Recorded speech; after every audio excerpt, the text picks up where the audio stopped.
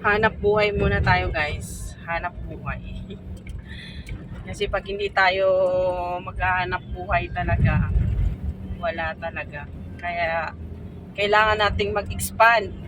Hindi tayo pwedeng ang negosyo natin hanggang dyan lang. So kailangan nating mag-expand. So mag-experience tayo ng panibagong journey sa hanap buhay.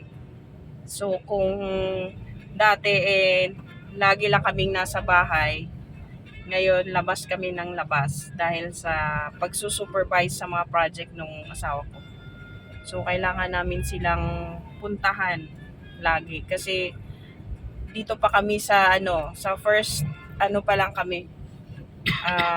Unang pa lang na need na unang stage pa lang kami kasi mamimili pa kami ng mga materials yun na kailangan nila dun sa construction.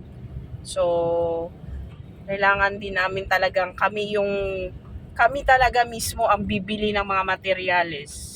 Oy guys, napakamahal ng materyales ngayon. Nag-canvas kami kahapon, grabe, buong araw kami nag-canvas. Napakamahal ng mga materyales sa mga magpapagawa ng bahay ngayon. Nako, good luck talaga. Super mahal lang mga materyales, doble ang presyo. Kaya kung magpapagawa kayo ng bahay, guys, kailangan talaga alam nyo kung ano yung saan yung bilihan ng mga murang materialis. Kaya kailangan talaga mag-canvas talaga kayo sa mga bilihan na mura. Hindi kayo yung isang tindahan lang ang bibilhan nyo, isang tindahan lang yung titingnan nyo, hindi. Dapat magka-canvas talaga kayo sa iba't ibang tindahan kung saan yung mura, kung saan ka makakamura. Kasi pagka hindi, nako, kung bili ka lang ng bili agad, hindi ka makakatipid sa mga materialis. So kailangan talaga, guys, na mamili ka talaga at mag-check ka kung saan yung mura at maganda yung quality. Ayan, ganun.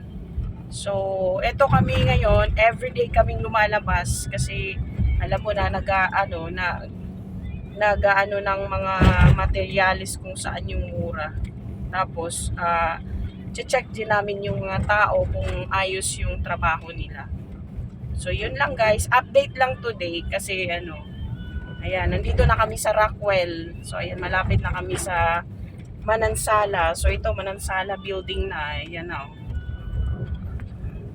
So, yan. Liliko na kami dyan. Yan na, Manansala Tower na yan. Makati. So, ayan. So, ayan lang ang update namin today, guys. So, work para sa pamilya, para sa ekonomiya. Kaya, bye-bye. Hanap buhay muna.